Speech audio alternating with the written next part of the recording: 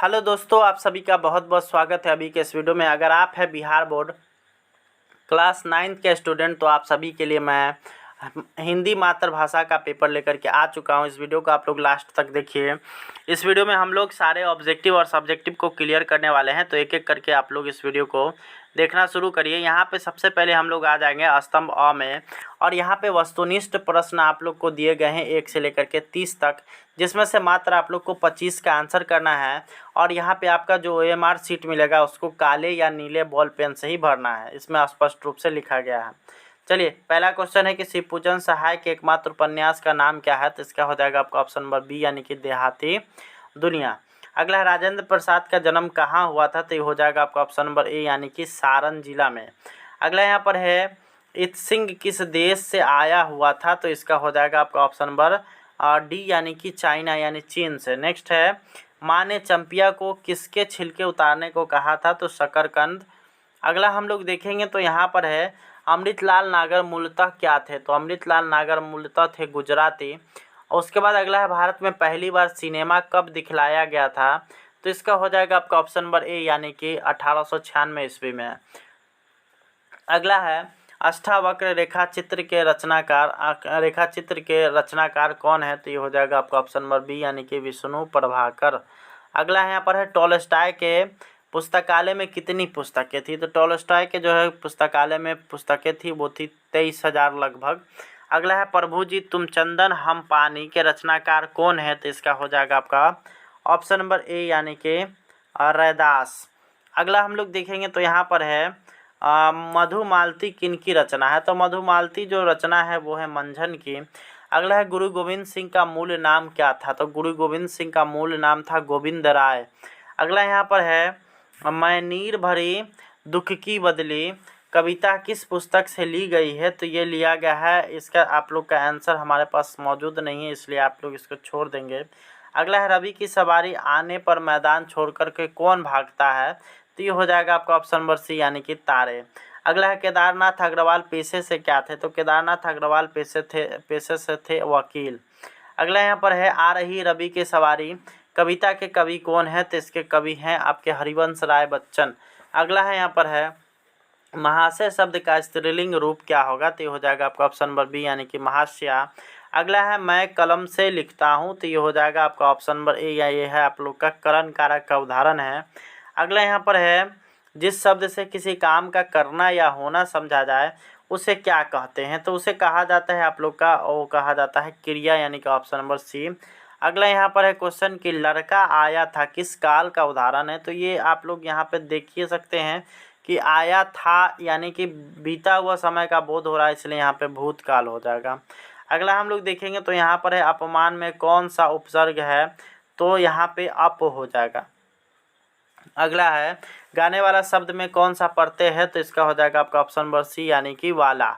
अगला यहाँ पर है ग का उच्चारण स्थान क्या है, तो यहाँ पे क ख ग घ सब का उच्चारण है कंठ। अगला है महर्षि शब्द का संधि विच्छेद क्या है, तो ये हो जाएगा आपका महाजोर ऋषि यानी कि ऑप्शन नंबर ए। अगला है कौन बात कर रहा है किस सर्वनाम का उदाहरण है, तो ये होता है आपका ऑप्शन नंबर डी यानी कि निजवाचक सर्वनाम का। अगला है गंगा कौन सी संज्ञा है, तो गंगा है व्यक्तिवाचक संज्ञा। अगला है कान में तेल डालना मुहावरे का क्या अर्थ है, तो इसका हो जाएगा कुछ न सुनना। अगला देशभक्ति कौन सा समास है, तो ये हो जाएगा आपका ऑप्शन नंबर सी यानी कि द्विंगु। अगला यहाँ पर है शकुन शब्द का विलोम क्या होगा, तो ये हो जाएगा आपका ऑप्शन नंबर डी यानी कि अपशकुन। अगला है जो कहा न जा सके उसके लिए एक एक शब्द क्या होगा, तो इसका हो जाएगा आपका ऑप्शन नंबर ए यानी कि अकथनीय। अब यहाँ से हम लोग का सब्जेक्टिव क्वेश्चन से स्टार्ट है, जिसका आंसर आप लोग को आगे मिलेगा। पहला है आप लोग का क्वेश्चन कि तारानाथ कौन थे, इसमें से आपको केवल 5 का ही आंसर करना है, 10 क्वेश्चन दिया गया है। चंपिया कितने साल की है, उसके बाद है अष्टावक्र क्या क्या बेचा करता था, उसके बाद है टॉलस्टॉय ने अपनी समाधि के विषय में क्या कहा था, उसके बाद है कबीर रैदास ने अपने ईश्वर को किन किन नामों से पुकारा है। अगला है सुनहली चादर कहाँ बिछी हुई है, कवियत्री महादेवी वर्मा किसे मलिन नहीं करने की बात करती है। अगला है कि राह में खड़ा भिखारी किसे कहा गया है। उसके बाद है पूरा हिंदुस्तान मिलेगा कविता में विद्या की खेती की क्या अभिप्राय है।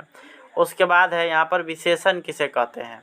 अगला यहाँ पर आ गया कि निम्नलिखित में से किसी एक विषय पर 250 से 300 शब्दों में निबंध लिखें, मेरे प्रिय लेखक। उसके बाद है ग्रीष्म ऋतु, बैलगाड़ी की यात्रा, पुस्तकालय का महत्व। अगला यहाँ पर है अनुपस्थिति दंड माफ़ करने के लिए प्रधानाध्यापक के पास एक आवेदन पत्र लिखें, अथवा महंगाई पर दो छात्रों के बीच यहाँ पे संवाद लिखना है। तो दोनों में से किसी एक को लिख लेना है। तो चलिए अब एक एक करके अब हम लोग इसका आंसर को देखते हैं। तो आंसर आप लोग का आगे यहाँ पर मिलेगा। तो यहाँ पे आप लोग देख सकते हैं एक के क का यहाँ पे आंसर दिया गया है कि तारानाथ तिब्बती बौद्ध धर्म के जोनाड संप्रदाय के एक लामा थे। उनके सर्वश्रेष्ठ विद्वान माने जाते हैं। तारानाथ का जन्म तिब्बत में हुआ था। एक का ख है चंपिया 10 साल की है। उसके बाद एक का ग का आंसर हो जाएगा कि वह खोमचा लगाता था। अक्सर कचालू की चाट, मूंग की दाल की पकौड़ियाँ, दही के आलू और पानी के बतासे, इन सबको एक काले से लोहे के थाल में सजा करके वह बेचा करता था।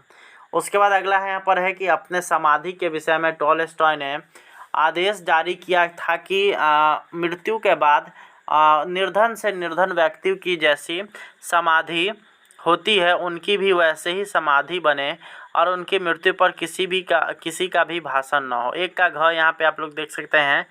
इसका आंसर यहाँ पर है कि रैदास ने अपने स्वामी को गुसैया, गरीब, निवाजू, उसके बाद है लालू, गोविंद, हरि, प्रभु आदि नामों से पुकारा है।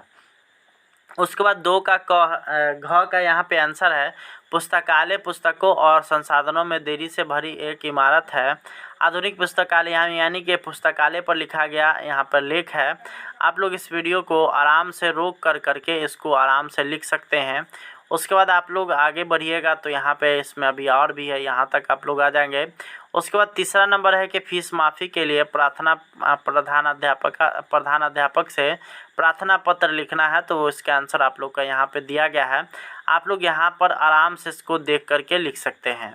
तो इस तरह से यह वीडियो यहाँ पे ख़त्म होता है। उससे पहले आप लोग यहाँ पे सिर्फ एक अपने स्कूल का नाम चेंज कर लीजिएगा। यह वीडियो यहीं पे ख़त्म होता है। आप लोग इस एग्ज़ामिनेशन को अच्छे ढंग से देंगे, क्योंकि यहाँ पे आप लोग का ये कॉपी आप लोग के जो ज़िला होगा वहाँ पे जाने वाला है चेक होने के लिए स्कूल से। तो आप सभी जो है इस क्वेश्चन को सही ढंग से लिखेंगे और सारे के सारे क्वेश्चन को यहाँ पे सही ढंग से उतार करके आएंगे। आप लोग पहले जिस तरह से परीक्षा देते थे कि उस तरह से यहाँ पे परीक्षा का व्यवस्था अब जो है यहाँ पे बदल चुका है। अब यहाँ पे सभी के सभी बच्चों का जो है यहाँ पे रिज़ल्ट ऑनलाइन जारी होगा। उसके लिए बिहार सरकार ने ऐप डेवलप कर लिया है और बहुत ही जल्द आप सभी के बीच वो आ जाएगा। तो इस वीडियो में इतना ही। आप लोग से मिलेंगे नेक्स्ट वीडियो में। तब तक के लिए बहुत बहुत धन्यवाद। थैंक्स।